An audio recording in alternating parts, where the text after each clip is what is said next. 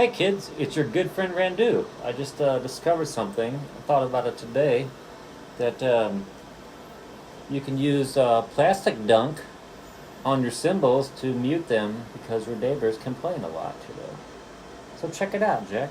It's a muted cymbal.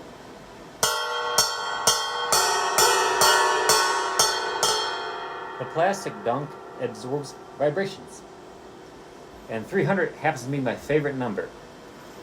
If you ever see Sullivan Stapleton on the street, tell him I said hi. Alright kids, subscribe and like our videos please. Have a good day and stay in online school. So hey kids, let's use the plastic dunk and get the other side of the cymbal too, you know, make it mute. Check it out, Jack.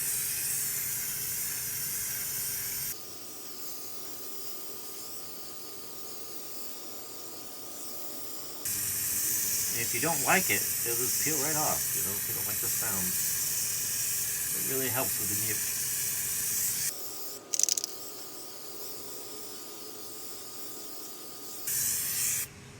Look at that, plastic dunk.